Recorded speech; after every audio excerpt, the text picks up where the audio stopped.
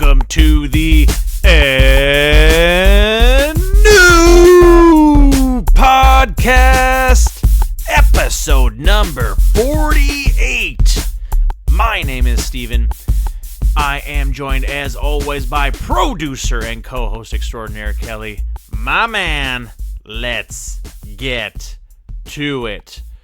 Huge weekend of fights went down. Bellator getting it done. What a card we will touch base on later on tonight with all that. Man, what a card was it, Kelly? Top to bottom, tore up from the floor up.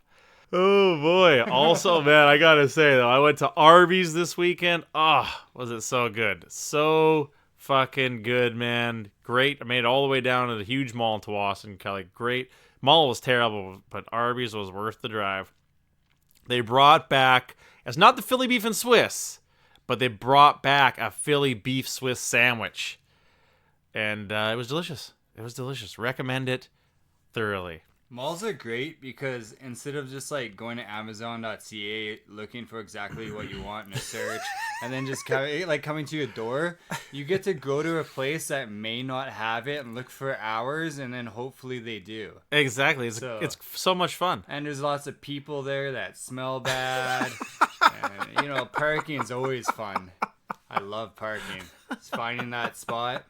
It's great. That's the best part about it. That's the best part about it. So I can't see why these aren't more popular. The best thing about Arby's is outside the mall. It's its own thing. It's like not in the food court. It's outside the mall. That's the best thing about Arby's in Tawasin. Trust me, I've driven there just for Arby's. Yeah, exactly. It's well worth it. One funny thing is they used to have a bell. Yeah. Like when you'd walk out, you'd ring a bell if you were satisfied, right? But it was like a big captain's bell. Like it was far too big and loud. Just too annoying. It was loud. Like I'm just thinking like, yeah, I can see why they got rid of it. You know what I mean? You're trying to enjoy your meal and hear some jerk-offs ringing the thing like crazy. You know what I mean? 30 seconds, it's gonna cause an altercation.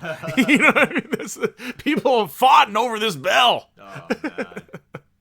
Oh, man. Great. Could you imagine if you had autism or a child with autism and you're sensitive to sounds and stuff like that? Yeah, exactly. Absolutely. I mean, nuts. No, like that's what I'm saying. That's why they had to get rid of it. It was far too loud. Number one problem, far too loud. Yeah.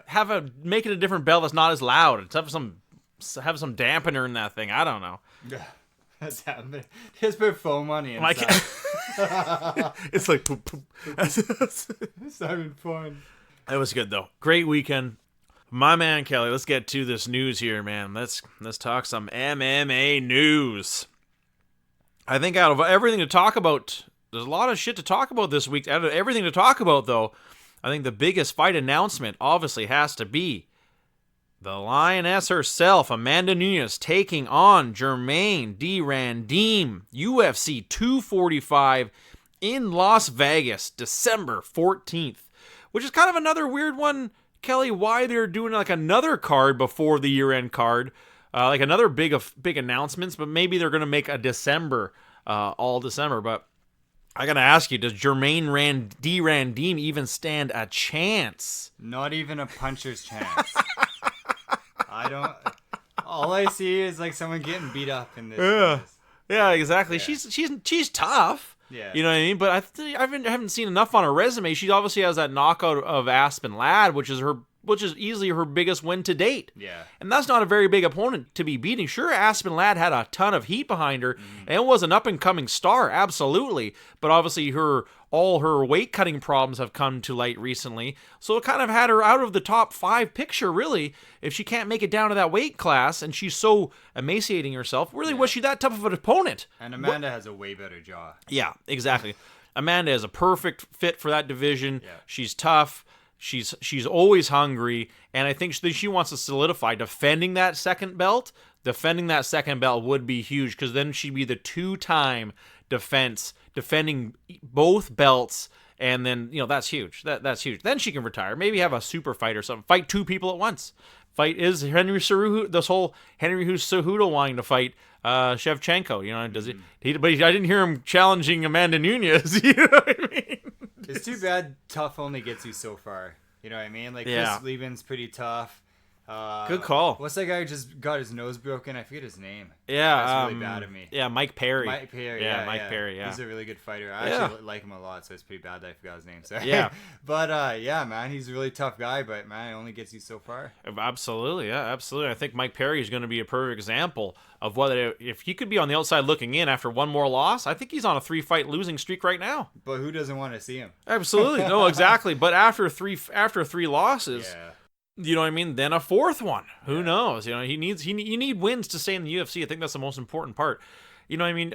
He's a great fighter, but I wouldn't even really call him a gatekeeper right now. I think he needs a few more wins to really be called a gatekeeper. But I totally agree with you, Kelly. He's a great fighter, and I'll watch any fight he has. Could bare knuckle boxing be more lucrative for him though? I think he would be a much better fighter at bare knuckle boxing. Like Yeah. Even Bellator ranks I think would better suit him. Bellator, with their 145 card coming down the pipe, they're going to really start turning heads of these free agents. And who knows? He would definitely be a star in Bellator, and it'd be actually I think it'd be bad for the UFC to let him go to Bellator just because of how much of a draw he'd be, and he'd actually be winning fights in Bellator. Exactly. It's almost better just to pay him to lose in the UFC than lose that revenue. Great point. It's a move we're seeing the WWE make right now with all their free agents rather than going to AEW. They're just saying, hey, we'll give you whatever you want. We just don't want you. We're going to lose so much more money if you leave. Yeah, exactly. Because you're making money for somebody else. You don't want to build up the competition. Exactly. So yeah, and that's what UFC has done. UFC has done this whole time, really. But moving right along, I love that matchup. They have to kind of give Manny Nunes somebody, and I love that matchup. Can't wait for it. Coming down, UFC 245, Las Vegas, kind of neutral territory. I like that fight for Las Vegas. Huge move for the UFC with that announcement. And then you add maybe another title fight for it, and it's a massive card. It's a mega card. Speaking of mega cards, this one at Madison Square Garden has its headliner.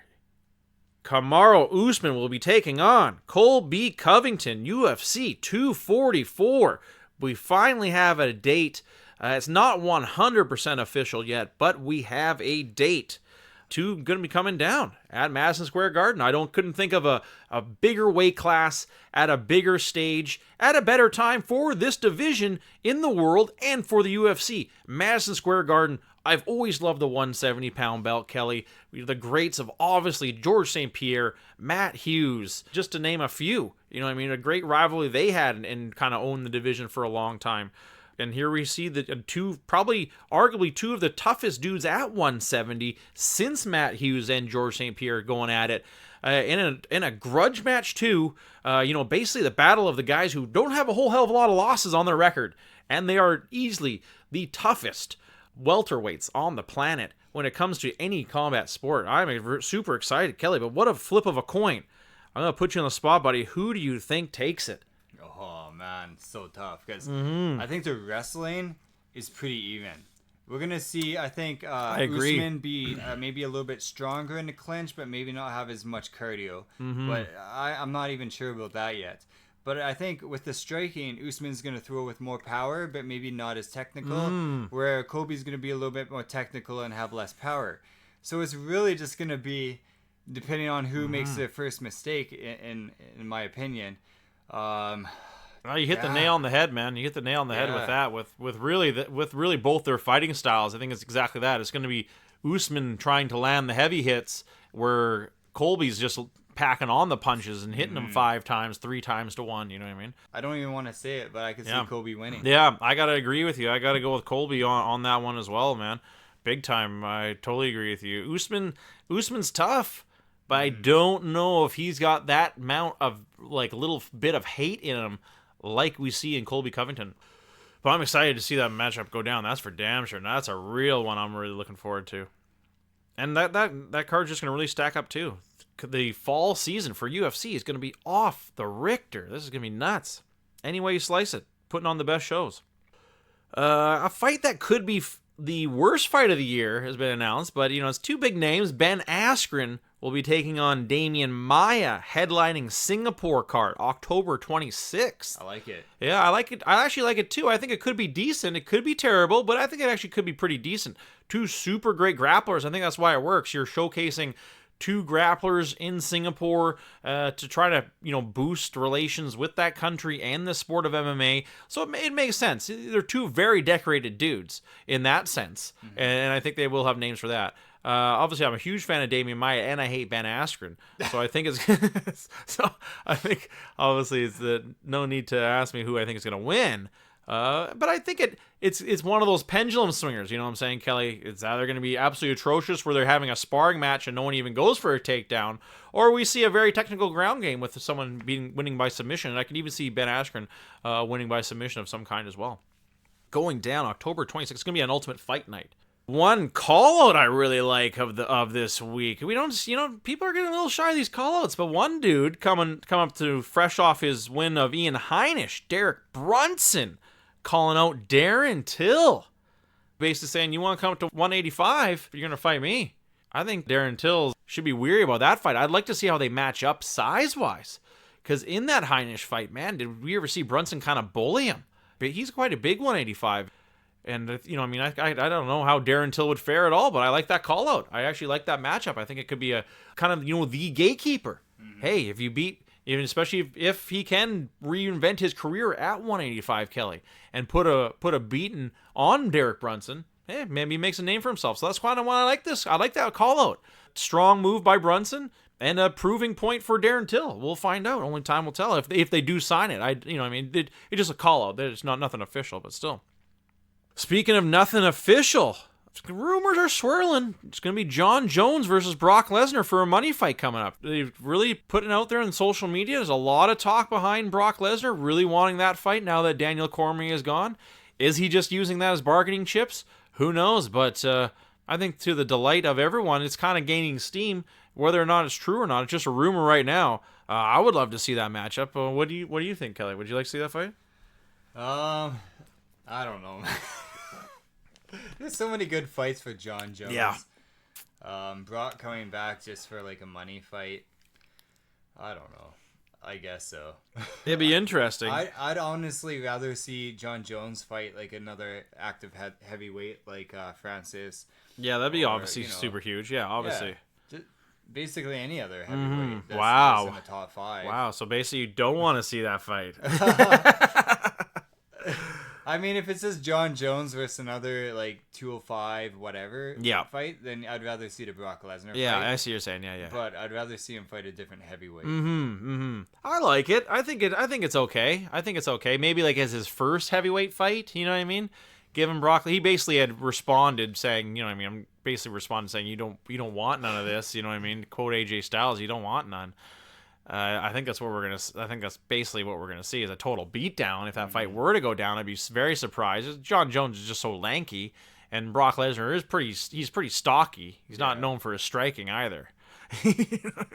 So I couldn't see him really winning that, but it's getting a lot of steam. I hope Jon just goes up because I don't think there's much left for him. No, 205 is pretty bare right now. It's a lot of undersized dudes. He just, he was always bigger than everybody. Yeah. And more roided, so it's just the way it works, right? Just the way it works. Kind of some interesting news coming out of the sports world. They said this guy was a rugby star, but I read in a little deeper. James Haskell. He's a half British, half Welsh guy. Signed with Bellator. Going to be making his Bellator debut. What weight class? Heavyweight. Yeah, heavy. He's a huge dude. I think I saw his picture. Yeah. Was he just like a really like thick dude? Yeah, just thick. Yeah, exactly. I thought he was shorter because like in his picture, like most like for sure guys, not as tall. But I think he's only 6 foot though. I think he may be only 6 foot. But they said he was a rugby star, but I found out he's just a rugby player. He's just he's good at rugby. Like he was like kind of like a second string, like on the national team, which is still good, you know what I mean? Which is still really good. It just, he had there was a lot of good players at his position, but any elite athletes coming over to MMA is a good thing. Exactly. That's what I'm trying to say. Exactly. Good call, Kelly. Absolutely. So that's kind of why I like this signing, especially rugby players. You know what I mean? If you've seen time and time, Samoans are very tough. They're huge into rugby and into football. Maoris, Tongans, the whole lot of them. They're all very, very strong people and great rugby players and Aussie rules football players. Aussie rule football is also a huge ass dudes who are very athletic, you know what I mean? And I think they could really do a crossover as well. I like that. And that's why I just kind of wanted to applaud Bellator. going on a limb, making an odd move. I love it though. This guy could turn into something. He's a huge ass dude who's used to being rough and tumble playing rugby. It's not an easy sport. That's why a lot of people don't do it, because it's really hard on your body. Yeah, and they actually take less brain injuries than football players. Yeah, exactly. Because they have those what are they, like leather helmets that are like not even a helmet, so they don't smash their heads into each other. Yeah, exactly. You're not people going head first. Yeah, exactly. You don't want to crack your skull, right? Yeah, exactly. So, good move. Good move. I'm excited to see who he fights. But I think the biggest talk of this week, though, Kelly, it must be the kind of like the more, not a really announcement, but just really kind of the talking point. Who is it going to be? We have 3 dancing partners here, and where do they fall into place? Nate Diaz, Jorge Masvidal, and Conor McGregor. And what we have right now is what we talked about like last week, Kelly, how popular Nate Diaz right now is. And it's almost like he is the one who's going to decide who he's going to fight next. Really, either Jorge doesn't really have a choice, because really he's kind of in a different level than them, kind of almost, right? He's kind of the true 170, but has fought at 155 as well, where Conor and Nate are both really true 155s. But who do we see fight here? Do we see Diaz versus Jorge? Or do we see Diaz versus Conor? It's just such a weird matchup. Do we even see somehow Conor versus Jorge Masvidal too? Like, what? I've never seen like 3 dudes caught in a power struggle of who's going to fight who. Do they all fight somebody else? I only got questions, folks. I need answers. You know what I'm saying? It's just one of those crazy, I don't remember a moment like this ever. Between 3 dudes all rising so hard, so fast. Well, except with the exception of Conor, but Conor will always be popular. That's the thing. He'll always be at that level. If he loses maybe 1 or 2 more, then I think he will be done. And I think he's in a tough spot where obviously he would want that Diaz fight. And I think Nate Diaz obviously wants that fight too. Yeah. Where out of those 2 dudes, that's the most winnable fight for Conor, obviously, because even though in my scorecard I thought he lost against him in the second fight, he won the second fight. I wasn't going to argue about it. He won did he get saved by the bell? Yes, he did get saved by the bell in the second fight, but he still didn't look terrible. He did look better than the first fight, obviously. Yeah, he did turn his back a couple of times. Yeah, no, exactly. And really was running away most of the fight. He really was. And then we see Jorge kind of the odd man out, because if Colby's obviously fighting for the belt, is he going to wait for the belt? It's kind of this crazy switch around we have with these guys right now. And I feel sorry for Jorge, because the last thing you want to do as a fighter is sit on the shelf. Mm-hmm. You got to be active as a fighter. And I think that's what's made Jorge Masvidal so good throughout his career. Hit me up, homie. And because that's exactly what's made him so good for so long, being game bred, fighting all the time.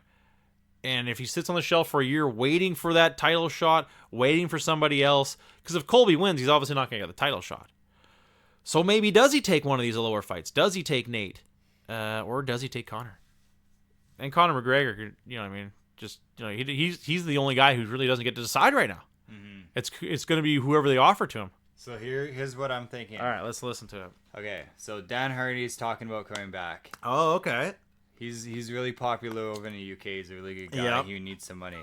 Let's give him Conor McGregor. Yeah, I like that. He gets fucking paid. Yeah, 170. I actually like that matchup. They're both stand-up fighters. I actually really like that matchup. So they're both, yeah, exactly. They're both gonna stand and bang, right? Pretty good fight. I think Conor still wins. So it's good for Conor. Yeah. Good for Dan. I could see that too. Yeah, Dan's exactly. gonna get paid anyways. And then Diaz fights George. Yeah. It's gonna be a really good fight.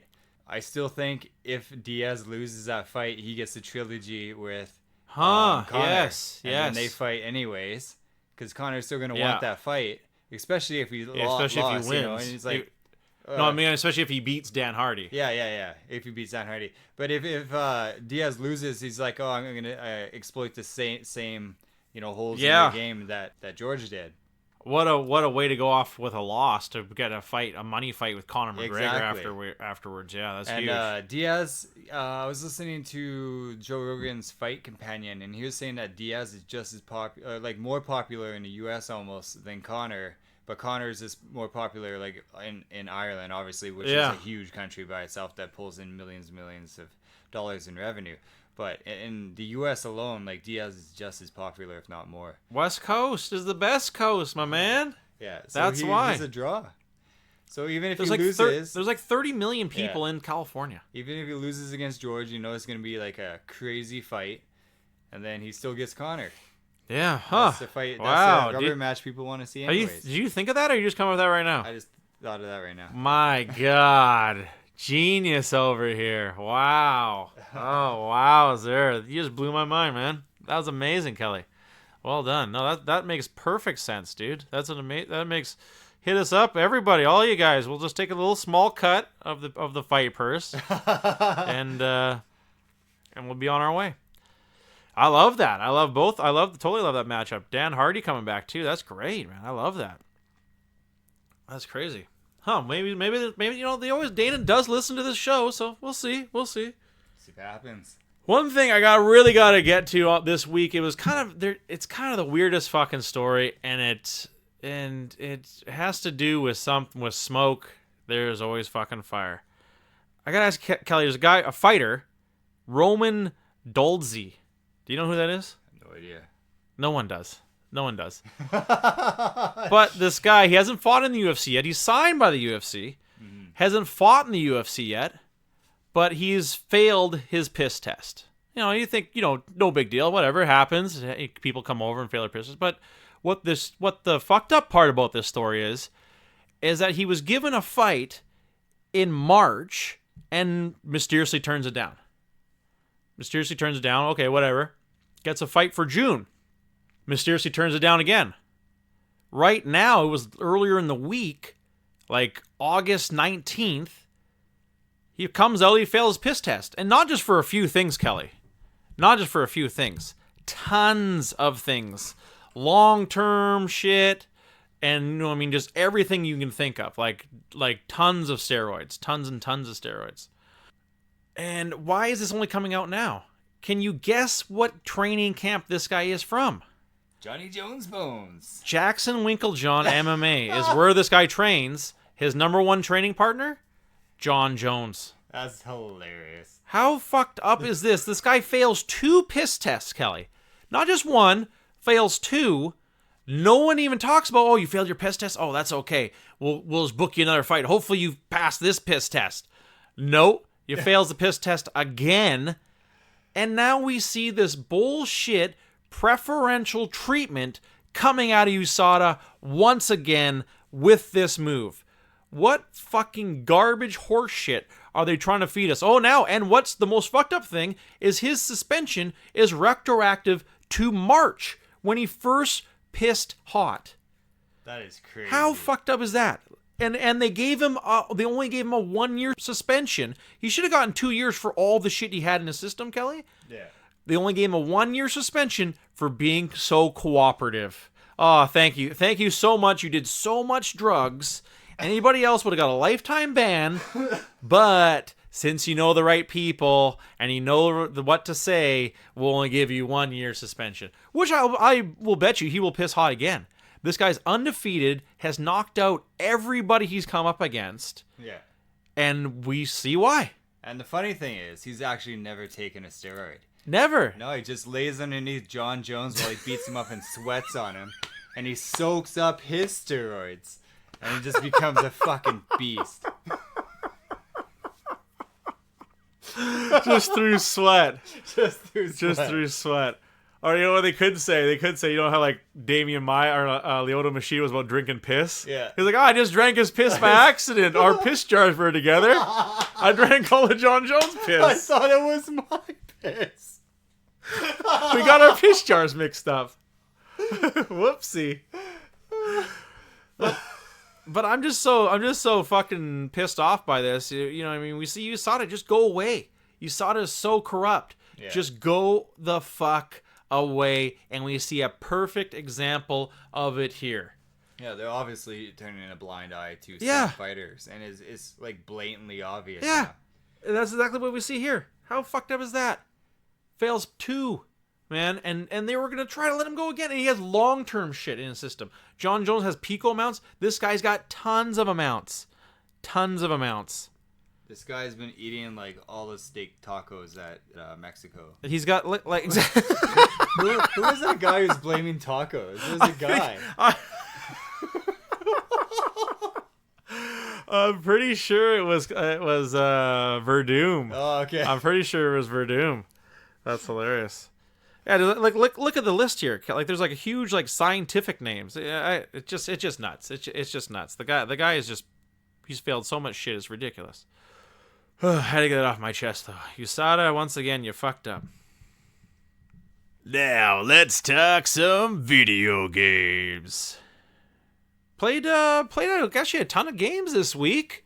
Really just chillaxed this weekend. One fun game I really got into, Kelly, was since it was free on Xbox Live. Was Gears of War 4. You know, it's an older game, but still for free, man. It was a lot of fun. I never played it when it first came out. Tons of fun, especially the co-op, playing with my son. A lot of fun. Just a really cool run and gun game. Actually, it's quite enjoyable. It is actually quite enjoyable. All the guns, the fighting, the AI. It's well put together. Is the taking cover obviously and shit like that. Can't say enough good things about it. You know, and it's a good move by them too to release it for free because now I'm like, hey, I may actually get number 5. Good move. Did you ever play the Gears of War 4, Kelly? I haven't played the 4, but I played like 1, 2, and 3. Yeah, me too. Yeah, and then I kind of quit. That was like the last one I played. Yeah, it got kind of repetitive. I think taking a year off kind of reminded me how fun it was. You know what I mean? Yeah. It definitely did get repetitive. Played a ton of Zelda too this weekend. Got a ton in this morning. I beat that. I beat one of the divine beasts, Kelly, the Va Meda boss, the big flying eagle. It was really, really cool. Super fun mission going in there. Was because like the last one where I was going up against the divine beast, Kelly, was that giant elephant that sprayed water. So now I'm in the air, and it was a really cool mission. I had to he puts up a shield. I get this, so this guy talked to this guy and convinced him to fly me up there. And since there's such an updraft where they're from, I just need to parachute around, and I keep getting lifted up. So we're super high up on the ground. I just gotta use these. He gives me all these bomb arrows. And I use these bomb arrows against his turrets. So I gotta shoot the 4 turrets, bring down his shield. I get inside. The buddy's all hurt. He's like, I gotta leave. I gotta get. So I get inside, and it's cool when you take it over, Kelly. It's on like this massive swivel. Once again, it's this massive, like it's a whole level, is this huge beast. And when I finally get over enough computers in it, I tilt it. But the way it tilts, it doesn't like actually turn. Just the middle actually tilts. So it's like just the animation of this whole thing fucking tilting was just insane, Kelly. Just nuts. But so that's how I did the missions, by tilting the bird back and forth. I'd have to make different things slide and whatnot. And it was much easier, I think maybe because I was ready for it. Much easier than the first Divine Beast, but maybe it was just because I was used to it. And the final boss I had to fight was, and I was also ready for the final boss too, so I was well prepared that way. Had a ton of arrows going into this battle. I think what was smart, I really loaded up on arrows. I had like 75 arrows going into the final boss, so I was set. I was totally set, and I had to take on the Wind Blight Ganon. And man, it was tough. Oof. It was a little easier. But he gets hard at the end. He gets really hard at the end. But I just arrowed the shit out of him. It wasn't as hard as the first one because of all the water on the first one. But this guy at least wasn't too bad. I kind of used this middle computer as a defense, and I found I just exploited the hell out of that. And he never really got me till the end where he was really mad and shit. Good fuck man, it was fun though. It was really intense in the end. They really outdid themselves with this level. I can't wait to fight the next Divine Beast coming down. Zelda, man, so fun. Breath of the Wild. Played some Orna 2, of course, this week. Nothing really cool I did that wasn't new. I'm just grinding away, having fun, playing the game, kingdom battles, and unlocked the new raid boss. Our kingdom became level 3 today. So that was really cool. We got the new raid boss we can take on. He's super tough. He's like a titan. A lot of fun. Kelly still has not played the game. Just joking. I have not. How about Apex, man? How's Apex been going? Same old. I mean, the last game I played, the guy hid at the end, even though it was like there's only 2 teams left, including us. He just hid. I don't know. What a son of a bitch. I don't know what he was trying to do. You can't just hide to win. You gotta actually kill the last team. So that was fun. But yeah, I haven't. Other than that, like nothing's really changed. Playing too much Fortnite, am I right? Yeah, Fortnite. No offense, but Fortnite's not my thing. Yeah. Used to be. Yeah. When it first came out, it was fun for a little bit just because it was new. Now it's just all about building, though. Whoever the best builder is will win. Yeah, I'm not too into that. Mm-hmm. World of Warcraft Classic comes out next Tuesday. Oh wow, yeah. Crazy! This coming Tuesday this coming Tuesday? Wow, yeah. Crazy. So, that's huge. Yeah, that's gonna be huge. I'm looking forward to that. Are you getting it for sure? Yeah. Oh, nice. Yeah, I already have it downloaded. Oh, crazy! That's super cool. Yeah. Nice. Yeah, that's about it. I don't know. Nice. So that's should be the same old with Apex. So when do you know when they change it over to have single player on it? They actually do have single player right now. Oh, really? I'm not sure if they're keeping it. I don't think they are. I think they're getting rid of it. Really? We'll see what happens with that. It's not as good as I thought it would be. Really? It's usually just like the super tryhards that like hide in buildings and stuff like that. Oh, shitty. And then like the crappy players go like team to hope that the team carries them, I guess. So it's like It's almost just taking the good players away from the teams. I don't know. Huh? Weird. Yeah. So we'll see what happens. Yeah. Huh? They might keep it. And was there any new news on the backlash? Backlash. Everybody, I think they forgot it already. Yeah. Nobody cares anymore. It's been a week. Too funny. Oh, shit. Well, let's get to it, my man. Let's get to this. Back by popular demand, reviewing the reviews. Since I went to Arby's, man, I love Arby's. And with all my heart, honestly, one of my favorite fast food chains, like top two fast food chain easily. Arby's, but it's such a good. I'm not even making this shit up. The Arby's I went to, 4.3 stars out of 254 reviews. That's pretty good. That's damn good. Not a lot of negative stuff. I'm just seeing a lot of love for this stuff. I'm just trying to even find one. Like this guy here. This guy's like a 3-star. Everyone's loving it. Here we go. Found a negative one. You're always gonna. That's the thing about fast food. Doesn't take long. It doesn't take long. This guy D. He's a local guy. He got a lot of reviews. 1 star 2 months ago. He's got 112 reviews, 63 photos. I haven't eaten at an Arby's in over a decade, so when I saw one had opened up nearby, I felt nostalgic and decided to give it a go. Blah. I guess my tastes have refined somewhat over the years. It was really terrible. There is nothing wrong with the preparation. It just isn't very good food. Sorry, Arby's. Frowny face. Pretty honest. It's pretty honest, but for 1 star, because I didn't like the food personally. I'm gonna give the whole place 1 star. Like as if the whole place was trash. Exactly. The people worked there, gave you attitude. Yeah. Like 1 star because you didn't like the food. Yeah, exactly. 2 stars. He even knew that. He knew what he was getting into. Yeah.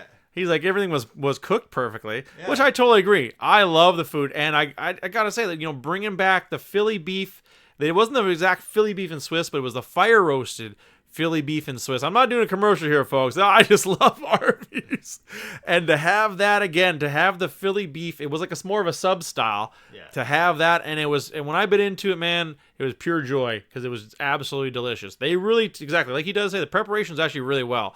They really give a shit there, and that's what's nice. You can taste it. They give a shit. Curly fries, come on, they're best. Oh, I love it. But this guy's somewhat honest though. But still, give him 2 stars. Come on. Here's one person, only 4 stars, which 56 review, 4 stars. DB, love it. Glad you're back. Great new menu. But only 4 stars. He loves it twice. And only 4 stars. This is a hard guy to please. See, this guy's stingy with the stars. The other guy's ridiculous. Exactly. That's a hard man to please. Only 4 stars and he loves it twice. Wow. That's a guy that has a hard time with commitment. Moving right along. Too many good ones. I know. That's what I'm saying. Just scrolling through. Everyone loves this Arby's. I saw another. I think there was another one down here. Holy moly! And it's all just good reviews here. Wow, it's just everyone loves this place. What the hell is going on? It was a good, great food and great wait time. 3 stars. Yes. Like, what? Double great. Exactly, but it's not good enough for me. Oh, this is another weird one too. Sandwich was awesome, but the waffle fries were undercooked. Waffle fries? They don't have waffle fries there. But he still gave him 4 stars. Oh man. Only 3 reviews. Still gave him 4 stars. I have no idea what you were eating. They only have curly fries there. You can't ask for normal fries. They only have curly fries there. Oh, this one's a good one. BF, 23 reviews, 68 photos. Not as good as it was at the Oak Ridge Mall years ago. Terrible. That was actually the only Arby's I've never went to. I've been to all the Arby's in the area, but never went to the one at the Oak Ridge Mall. This guy here. This guy loves his Arby's. Nothing can compare with the roast beef with a generous dose of Arby's sauce. This guy, generous dose. That guy loves his Arby's. That's what I'm saying, man. It's 2. Here we go. Yeah, here we go. We finally found. Sweet. These are both their only review too. All right, we'll round out the show with these 2 assholes. They obviously are. If you're ranking on my Arby's, you get out. I wonder if these people are related. Wow, yeah, I wonder if these people are related. They're kind of griping about the same thing. All right, here we go. CM. 1 review, 2 stars, 7 months ago. Yeah, they were both done at the exact same time. I bet you it's the same person or two people. New restaurant, but not a great first impression. No great Canadian on the menu. If you're an Arby's lover, you'd get that. Service was friendly and prompt, but the lobby was a mess. Lots of construction guys coming in with their dirty boots. Thanks for not stamping the dirt off before coming in, guys. Arby's fault. Fuck you, Arby's. And they put before, like B and the number 4. Oh, awesome. I love this. With in parentheses. In parentheses too. I know that's your fault, Arby's. That you're so popular that all the construction workers want to come in here and eat. That's your fault. Your curly fries bring all the boys to the yard. And lots of workers hanging around talking instead of wiping dirty tables or mopping the floor. They should have 1 person cleaning up the lobby constantly. Wow. Mad. Still gave him 2 stars. But still, we do see we found him. Wasn't too hard to find. It took a little bit of scrolling for Arby's, but we found the psycho, Kelly. We found the straight up psycho. Once again, reviewing the place on the customers. That is ridiculous. Absolutely ridiculous. And I haven't seen like a great... When was the last time this person went to Arby's? I haven't seen like a great Canadian on Arby's menu since like the 90s. Get over yourself. I didn't even know that was the thing. Here we go. This person here. We'll round out the show with this. We'll round out the segment here. How are we sitting on time? Yeah, we're doing okay on time. Round it out with this one here. LR. 1 review, 1 photo, but it doesn't have the photo. That's weird. You think if they had only 1 review, the 1 photo would be of this Arby's. Maybe they had it removed. Weird. They had no roast beef when we arrived yesterday afternoon. Running out of ham or turkey, I understand that. But you're a beef place with no beef. Not impressed. Very mad. I highly doubt that happened. I don't think they were at like a shoe store trying to order some Arby's here, and they ran out of roast beef. My ass, they ran out of roast beef. Exactly. That's what they're there for. If they actually did somehow run out of roast beef, that's a legitimate. Yeah, that is legitimate. When did they go though? Did they go when it was closed? Knock on the door. It's like 2 a.m. I'm sorry, we ran out of our only product that we sell, basically. Yeah, exactly. No Arby's gonna do that. Come on. What I'm trying to say though is Arby's, I love you. Never change. Great new sandwiches on the menu. Man, I love Arby's. And I'm sorry that all these you only have found a few people that hate on the store. How nuts is that? We reviewed a lot of shows, Kelly, a lot of places. Usually get a lot of nut jobs, not at Arby's. Not at Arby's. It actually is quite good in there too. Like it's well kept. That's why I can't believe people talking about it being dirty. Well then, we're doing good on time. Doing good on time. We'll take a quick little breather here. We will be right back after these brief messages. With summertime coming to an end, and the rainy season right around the corner, just remember, when it rains, all you have to do is open your mouth, look up to the sky, and get a tall glass of water in your mouth. Sky water. It's free. Well, I bet you should carry around one of those like Neo Sports, and then you just squirt that in your mouth first, and then you let it fill up. You like rinse your mouth around so mix it. Now you're thinking. Now you're thinking. Things. Pack of the Kool-Aid and flavored sugar. Make it in your mouth. Nature's cup. Your mouth.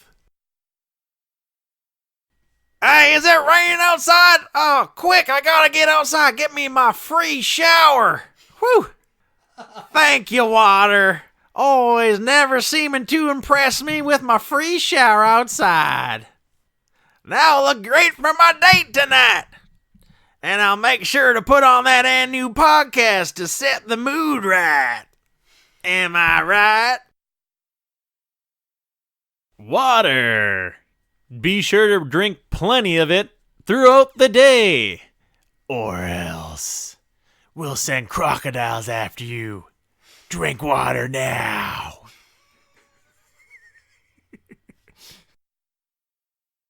And welcome back, folks. Hope you enjoyed our messages, and go grab yourself a cold, tall glass of water on the house. Tap water, that is. Man, oh man, did we have a Bellator card last night, Kelly. 14 fights, 14 finishes. Never happened before in professional MMA history. How crazy is that, man? A lot of people are bad-mouthing and saying, oh, it's because the competition sucks. Eat shit. Because this was a good card. No matter what, you know what I mean? There's cards go on everywhere. Everywhere all the time, and you don't see something like this. So take that argument and shove it up your ass. Bellator just putting on a good show, and haters want to hate. That's kind of what I was disgusted by. To waking up to hearing all these people talking negatively about it, Kelly. How fucked up is that? I was super excited for this card when I heard it on paper, and then to see it go down the way it did in real life, I couldn't have been more excited for it as well. Great cards. It actually wasn't super stacked, but for Bellator, it kind of actually was. It was actually a pretty good up and comers, a few tough gatekeepers, and two dudes who are vying for the next title shot. Really,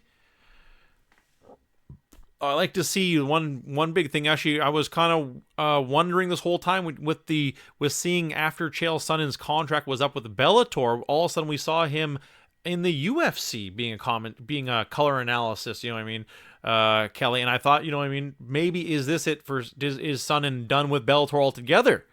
No, motherfucker's double dipping. How rich is this guy gonna be now? You know what I mean? He's being hired by the UFC and Bellator. Who else can say that? And I was wowed by him. Chael Sonnen can really talk the talk. My hat goes off to him. He's on that panel for a reason. He's right in the middle of that panel for a reason. Basically as the lead analyst, and rightfully so. His fight science mind is through the roof. And my hat goes off to Chael Sonnen. I really have a lot of respect for him and for his ability to be able to break down fights and call fights. A lot like Robin Black. You know what I mean? Robin Black was, you know what I mean? He's Canadian too, but, you know, his whole band thing to me was a bit of a joke. But I have a ton of respect for him because he's a little dude. He's a little dude, Kelly. Like, I think he's like 125 heavy. You know what I'm saying? But he fought. He got an actual professional MMA fight record, and my hat goes off to him. He got it in the ring. He's not in a great record. I think he's like 5-4, but he still fought. He got in there, and I have a ton of respect. And him as well. His fight, his way to be able to break down a fight and to, just to commentate on it. My hat goes off to him as well. Another really, really good guy. Really, really strong game with Robin Black. Kind of going off topic here. Let's get to the fights. Oh shit. Conry Gracie gets a submission victory. Surprise, surprise. Gracie gets a submission victory over Oscar Vera.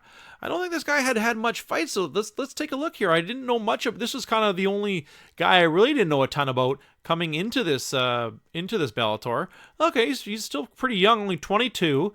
He lost his first fight. He's only fought in Bellator too. So he was only by decision too. His first submission win. So he's 2-1, not bad. I wonder who his dad is. Oh, I think Hoist Gracie is his dad. Yeah, Hoist Gracie is his dad. Pretty crazy. Good for him. I might be wrong from what I remember, though. He only started striking like 5 years ago or so. He's still pretty young. He is only 22, so they could have a star on their hands with him. Just so nothing really about the guy. So there's really no tail of the tape really when it comes to him.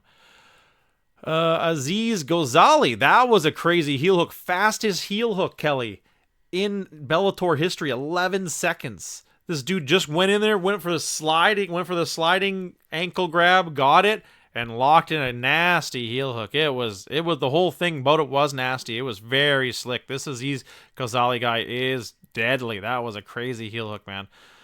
Super crazy. How do you pull off a heel hook in 11 seconds, Kelly? Nuts. Austin Vanderford. It was so quick they weren't even be able to take his picture. He was in and out of the building. Sherdog doesn't have this guy's picture. Come on, Sherdog. Jeez Louise. Crazy knockout. Soba Homasi knocks out Micah Terrell. Crazy knockout. 17 seconds. So the crowd's been in the building, and they have watched like not even 3 minutes of fighting. You know what I mean?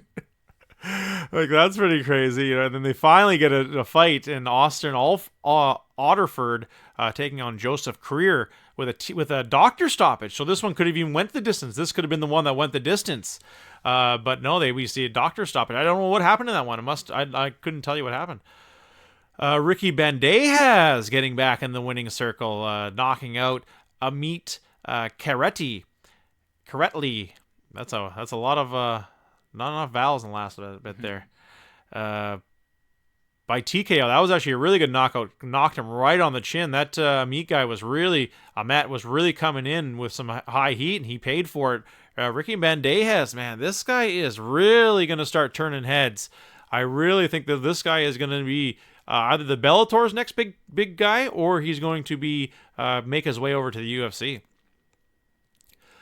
Only losing to Juan Archuleta and to Patrick Mix, who was a real Patrick Patchy Mix was one hell of a tough guy. No one seen that coming, especially Ricky Bandejas did. Juan Archuleta's knocking everyone out, and the fact that Ricky Bandejas went the full 3 rounds with him is insane. So just saying that alone, you know what I mean? Dude's got a crazy record against a lot of tough dudes coming with, knocking out James Gallagher was his big win, and now getting another huge KO knockout. This guy's going to be around for a little while, and if you're knocking people out, people are going to be turning heads. Only 135 too, Kelly, so I think he's got a long career ahead of him.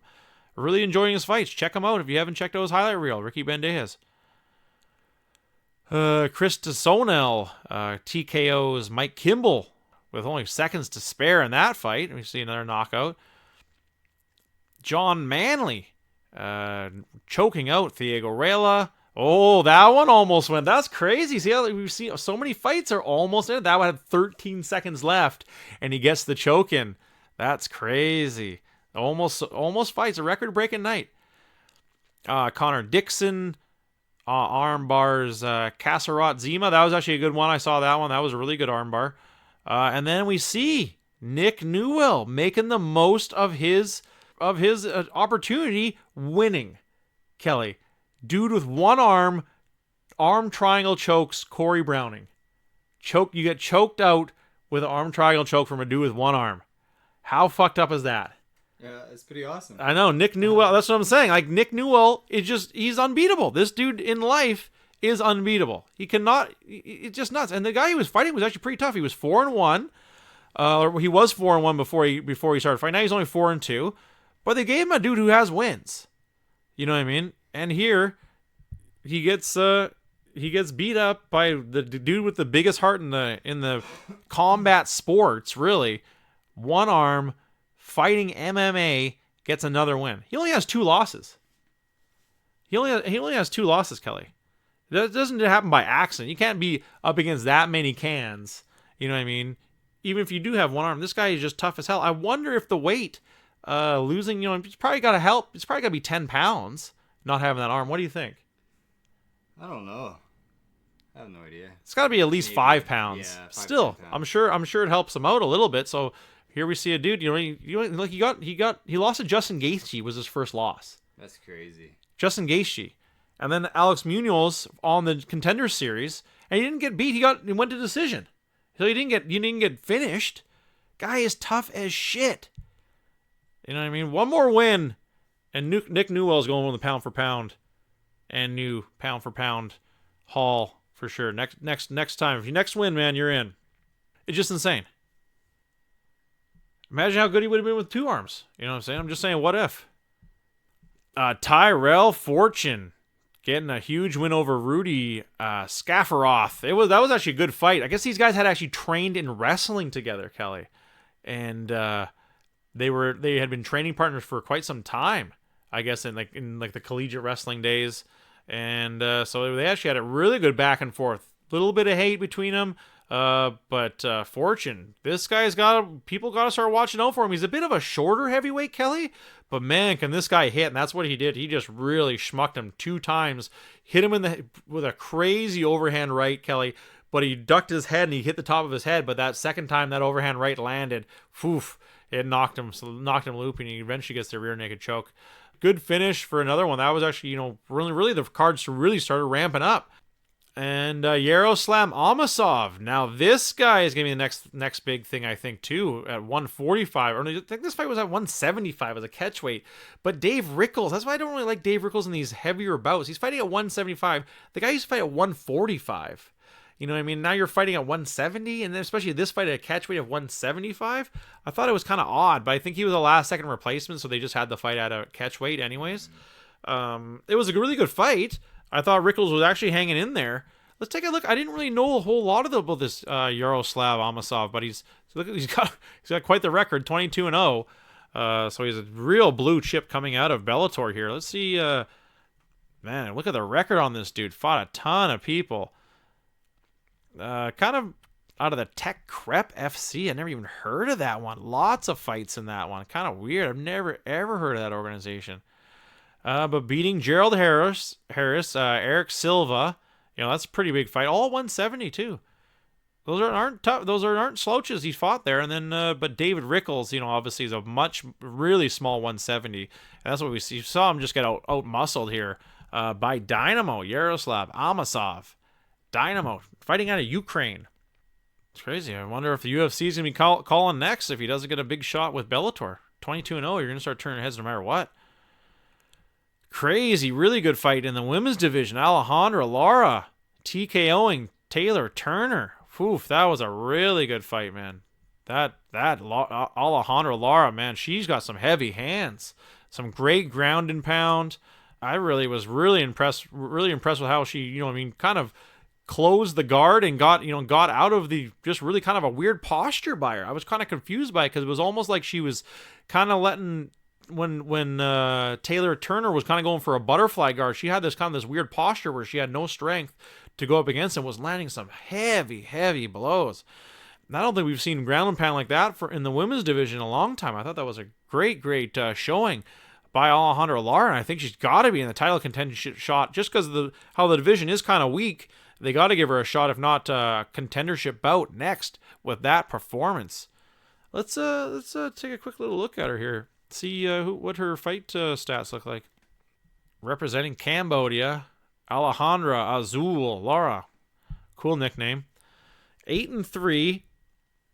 She lost her. She got armbarred. Oh, she's already fought McFarlane. I could have swore they fought before. Yeah, could have swore they fought before. And she gets armbarred by her. and goes to the split decision against Juliana Vasquez. So maybe she does get the title shot against. Maybe she does need one more win, but we'll find out. Maybe that loss helped her. Co-main event. They really brought the heavyweights out tonight or last night, and that's what really showed, man.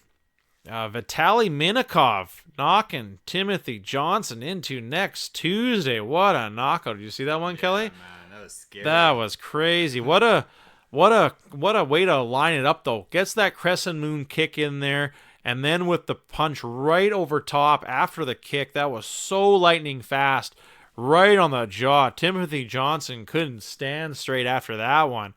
It was like he just took 2 shots of tequila and tried to stand up.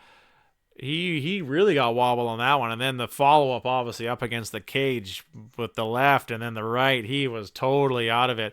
It's almost like that first punch kind of glanced him a little bit, and then he realized he's got nothing underneath his legs, and then boom, Vitaly Minakov making a statement at heavyweight again that he's not going anywhere. And that brings us to the main event of the evening. Sergey Kharitonov versus Matt Mitrione. A bit of a crazy win. Do we see this mouth guard gate? You know what I mean? Do we see some kind of thing with the mouth guard? Because even Matt Mitrione was a little bit protesting at the end. Yeah. You know what I mean? But was he protesting about that, or was he kind of just explaining how much of an idiot he was to not have a good fitting mouth guard before a professional fight? Yeah, I don't know. You know what I mean? I just love Dan Morgliotta at the end. After the third time when it popped out, he's like, I'm gonna have to deduct a point. He's like, it's a new mouth guard. He's like, that doesn't help me any. That's what he says. He just damn meathead. He's like, that doesn't help me any. I just love that. That's always been a little bit off. I know, but especially against such a heavy hitter. You know what I mean? Against Kharitonov, I thought he was actually looking pretty good before that, too. He was really confusing Kharitonov, mixing up his punches and his kicks. You know, low kicks, high kicks, body kicks, and then throwing in the punches there. I thought he actually had a really good game plan going into it, and I thought he could have, if he kept up that pace, he could have probably put some heat on Kharitonov in the second round and maybe won it. You know what I mean? But no, his mouth guard falls out. Kharitonov stops. Kharitonov was very polite about it. He was super polite about it. Stops. Mouth guard falls out again. You know what I mean? Stop. And Kharitonov stops again. Very nice about it. The mouth guard falls out for a third time. And finally, Dan Morgliotta's got to get in there. He's like, if it falls out again, I'm going to have to deduct a point. Yeah. And rightfully so. It's delay a game. Really, delay the game. You know what I mean? And then he's like, sorry, it's a new mouthpiece. It's like, what an idiot. And then boom, come the second round. You know what I mean? He's still moving around, and what happens? Mouthpiece falls out again. I thought they were saying they gave him a new mouthpiece. That's what I could have swore they were saying, that he had his backup. Yeah. And he gave him his backup mouthpiece, but no, as we see again, he didn't have it in there. Gets his mouthpiece knocked out. He kind of goes to stop, but he's like, no, it's not going to stop this time. Sorry, man. You're going to get your beating. You don't care if you don't have your mouthpiece in. This is a fight. You know what I mean? It's one of those things where if you fall out of your mouth, you can't keep stopping the fight and momentum. Do you think there's going to be another fight now with O'Kelly? Nah.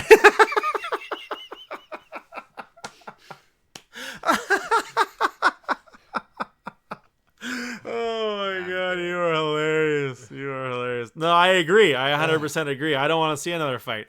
But I kind of, you know what I mean? The first ending was obviously much more controversial, obviously. Mm-hmm. This one is just a bit weird. You know what I mean? I don't think it really affected. It could have, though. You know what I mean? I think the problem with Meathead is he gets into his own head. And I think once he started getting frustrated over his mouth guard, I think he kind of gave up the fight a little bit. I think this could have affected the fight as much as maybe like throwing a punch, hitting the top of someone's head and breaking your own hand. That's a good point. Like, it's kind of like your fault anyways. Yeah. So, I mean, you're losing the fight regardless. Yeah, exactly. That's a good point. That's a really good way to put it. Anyone can get injured, you know what I mean? And the fight could be stopped because of it. Yeah. But I just thought that was odd. Hopefully we don't see it. You know, I mean, I heard rumblings of it, but I'm just hoping we don't see it. You know what I'm saying? That's the last thing I want to see is that. Maybe like on an undercard. Man. It's tucked away somewhere for free. For free. It was nice to see, but it was on Paramount Network, which I like when it's on that. But just like I've said many times on the show before, the commercials, Kelly, on Paramount Network, they're just too repetitive. It's just too much. You know what I mean? You see the same one over and over and over again. It becomes a bit too much. Yeah, good card. It was actually spectacular. I enjoyed all the finishes. I enjoyed every bit of it. What anything you want to talk about, Kelly? Ruckusing around. You enjoy your last days of Ruckus, the last summer of Ruckus. It's weird, man, because it's been so like mild all summer. Like, you know, you think about like the dog days of summer where you're just like laying around because it's way too hot. Where was that, man? That's what I like. They only had a day or two of that. Yeah, it was like in the spring too. Yeah, basically, yeah. Kind of weird. It was kind of weird. Yeah. Here, the temperature is already going down. Yeah, so I don't know. Hopefully it stays mild for longer. I don't know. I'll take that. Like a mild summer, maybe we have like a mild winter. Yeah, I'll take that. That'd be cool. And then I could ride for longer. Who knows? Yeah, exactly. Yeah, exactly. Yeah.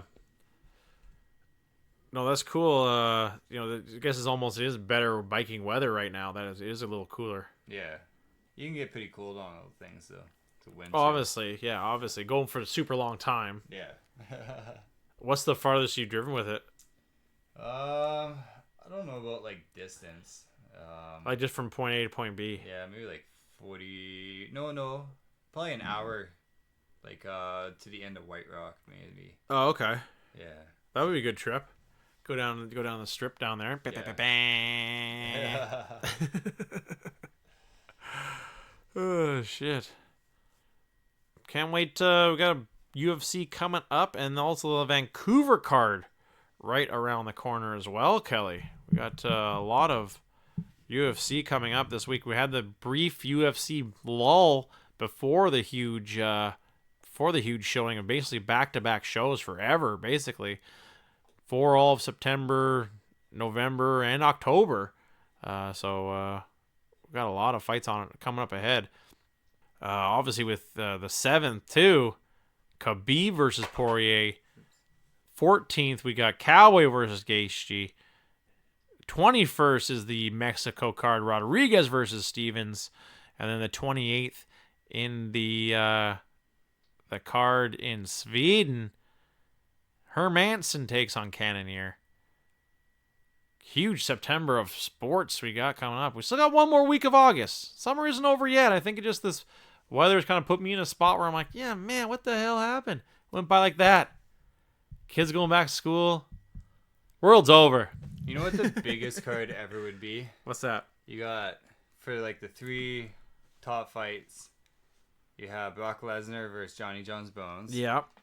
I like it. Nate Diaz versus Conor 3. Yep, very good. And then you have GSP versus Khabib. Ooh. That probably would have to go down as the best card of all time. Definitely most pay-per-views. Yeah. It has to be. I think George St. Pierre is at that spot where he can still come back for another fight. Yeah. And then you got like all the Canadians, all the Irish, all the like Russians. You know what I mean? Like everybody. That's where the UFC had been just surpassed NFL for the most like followers on Facebook. Wow, that's crazy. Yeah, because you know it's an international sport, right? Yeah. NFL is only popular in America, obviously. You know what I mean? America isn't everything. Sorry to burst you guys' bubble, but it was kind of cool. I thought it was pretty sweet. Well then, about wraps it up. Want to give a special shout out to everyone out there listening. Big thanks to everyone tuning in every week. Glad you guys like the show. Kelly and I love doing it every week for you guys. Always funny shit to talk about. It just happens naturally. This isn't rehearsed. It's not all fucking organic. 2 dudes talking about shit and sports. And I'm just loving we can share that with you every week. Tune in, folks. Hit us up on Twitter @andnewpodcast. The Stephen and Kelly and New Podcast getting it done once again. Kelly, my man, we're almost at episode 50. How the fuck? Almost a year into. Because it'll be, I think it's like 67 weeks in a year, so we're right around the corner from our year show, too. Man, it's crazy. Loving doing it every week with you, man, and it keeps getting better and better. Well, then, that just about wraps it up. For co-host and producer extraordinaire Kelly, my name is Steven, and you've been listening to the New Podcast.